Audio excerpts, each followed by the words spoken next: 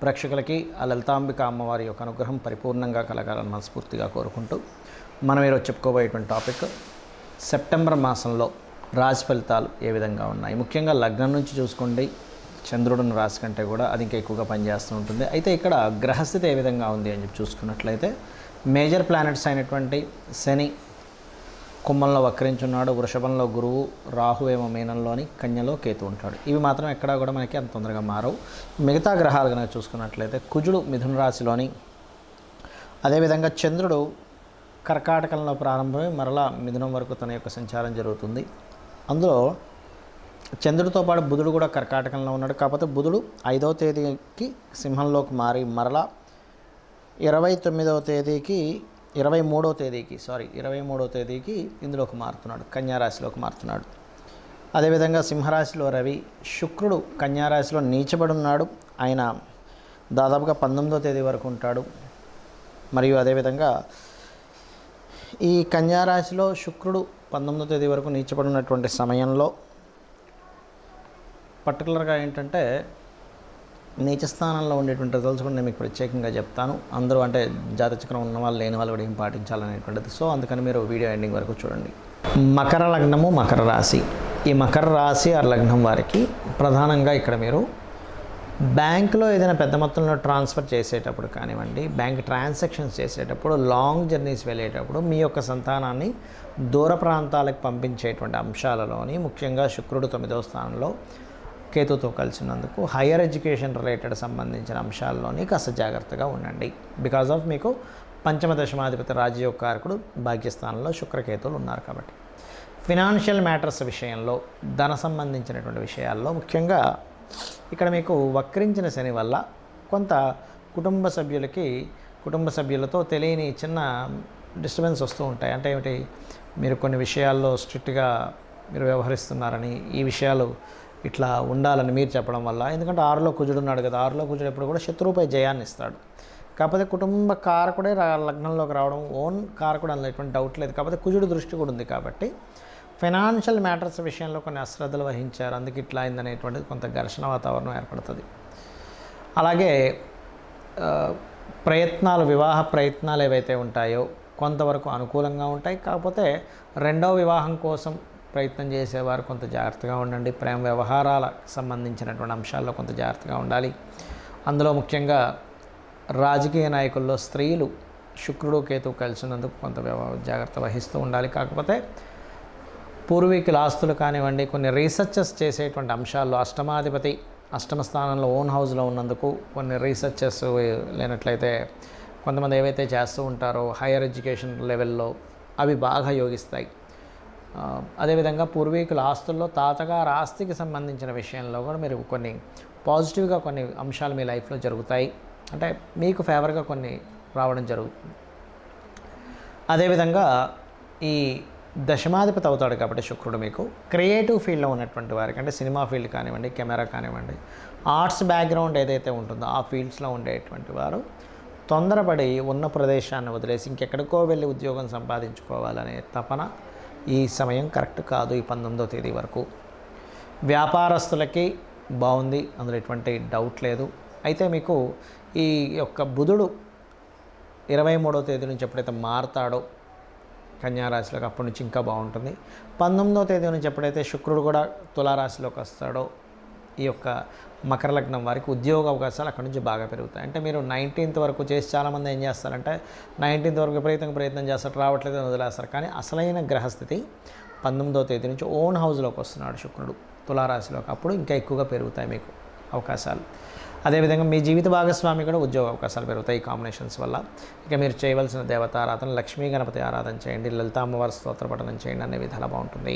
శుక్రుడు కేతువు ఈ రెండు గ్రహాలు కూడా మనకి ఈ 19వ తేదీ వరకు దాదాపుగా ఈ యొక్క కన్యారాశిలో నీచబడి ఉంటున్నందుకు ప్రపంచవ్యాప్తంగా కానీ దేశవ్యాప్తంగా కానీ జరిగేటువంటి పరిస్థితులు ఏమిటి అంటే, కొన్ని దేశాలకు సంబంధించినటువంటి విషయంలో మనం అంటే 1వ తేదీ ముందు నుంచి దాదాపుగా ఆగస్టు నుంచే స్టార్ట్ అవుతుంటుంది. ఆర్థిక మాన్యం, ఎందుకంటే శుక్రుడు నీచ స్థానంలోకి వెళ్తున్నాడు కాబట్టి ఆర్థికంగా కొంతవరకు డౌన్ఫాల్ అనుకోండి, ఆర్థికపరమైనటువంటి చిక్కుల్లో ఇరుక్కోవడం అనుకోండి, ఇటువంటివి జరుగుతాయి దేశపరంగా చూసుకుంటే. ఇది శుక్రుడు కేతువుతో కలిసి కన్యారాశిలో ఉన్నందుకు. మరి శుక్రుడు సహజంగానే అప్పుల స్థానంలో ఉంటున్నాడు వెళ్ళి. అందుకని ఏంటి, మొత్తము కూడా అందరూ కూడా ఎవరికైనా మనం అప్పు ఇచ్చే విషయాల్లో లేదా తీసుకునేటువంటి అంశాలలో కొంత జాగ్రత్త వహించండి, గుర్తుపెట్టుకోండి. ఓకే. అదేవిధంగా స్త్రీలు ముఖ్యంగా బయటికి వెళ్ళేటప్పుడు మీరు గణపతిని తలుచుకోండి. ఒంటరిగా వెళ్ళవలసిన పరిస్థితులు కొన్ని వస్తుంటాయి. కొన్ని నిర్మానుషమైన ప్రదేశాల్లో తిరిగేటప్పుడు కానీ, బికాజ్ ఆఫ్ శుక్రుడు అనేటువంటిది ఏదైతే ఉందో స్త్రీకారక గ్రహంగా, స్త్రీలని సూచించేటువంటి గ్రహంగా చెప్తూ ఉంటారు. కాబట్టి ఈ యొక్క అంశాలు చాలా జాగ్రత్తగా పాటించండి. అంటే ఒంటరిగా పంపించకండి అంత. అంటే కొన్ని ప్రదేశాలకు ఒంటరిగా పంపిస్తే ప్రమాదము అని అనుకునేటువంటి విషయాల్లో చాలా కేర్గా ఉండాలి అన్ని రాసుల వారు కూడా. బికాజ్ ఆఫ్ యూనివర్సల్గా కొన్ని ఇవి పనిచేస్తూ ఉంటాయి, అదొకటి. అదేవిధంగా అందరికీ కూడా ఈ మాసంలో 17వ తేదీ వరకు రవి ఓన్ హౌస్లో ఉంటున్నాడు. కాబట్టి ఆరోగ్యానికి సంబంధించినవి ఎవరైతే పాటిస్తుంటారో, అందులో ముఖ్యంగా ఈ ఆగస్ట్ 16వ తేదీ నుంచి సెప్టెంబర్ 17వ తేదీ వరకు ఉన్నటువంటి కాంబినేషన్ ఏదైతే ఉందో, టైం అంతా కూడా మీరు ఆరోగ్యం గురించి పాటించేటువంటివి ఏవైతే నిర్ణయాలు తీసుకుంటారో అవి ఖచ్చితంగా మీకు ఇంప్లిమెంట్ అవ్వడం వల్ల మీ ఆరోగ్యం కుదుటపడుతుంది. అంటే అనారోగ్య సమస్యల నుంచి బయటపడము. యూనివర్సల్గా ఏదైనా ఒక ప్లానెట్ పలానా ప్లేస్లో ఉన్నప్పుడు యూనివర్సల్గా అందరికీ పనిచేస్తుంది ఈ కాంబినేషన్ అనేది, ఒక రాశి వారికి ఒక లగ్నం వారికి అని కాకుండా. ఈ శుక్రుడికి, నీచబడ్డ శుక్రుడికి గురువు యొక్క బలం కొంతుంది. దీనివల్ల ఏమిటంటే ఉపాసనలు చేసేవారికి మరియు ఏదైనా దీక్షలు తీసుకునేటువంటి వారికి కూడా కొంతవరకు ఇది సపోర్టివ్గా ఉంటుందని చెప్పుకోవచ్చు. మరి ఎంతసేపు మనం ఈ గోచార ఫలితాలైనా మన జన్మజాతక ఫలితాలు కూడా ఉంటాయి అంటే ఖచ్చితంగా మన జన్మజాతక ఫలితాలే చూసుకోవాలి. ఎందుకంటే మీరు ఏదైతే పూర్వజన్మలో చేసిన కర్మ ఏదైతే ఉందో, అది బ్యాడ్ కర్మ కావచ్చు, గుడ్ కర్మ కావచ్చు, తెలిసో తెలియకో చేసింది కావచ్చు, అది పర్టికులర్గా 12 భాగాలుగా విడిపోతుంది. మీ యొక్క లైఫ్లో మీ యొక్క స్థితిగతులు ఏమిటి అనేది మీ లగ్నం బట్టి తెలుస్తుంది.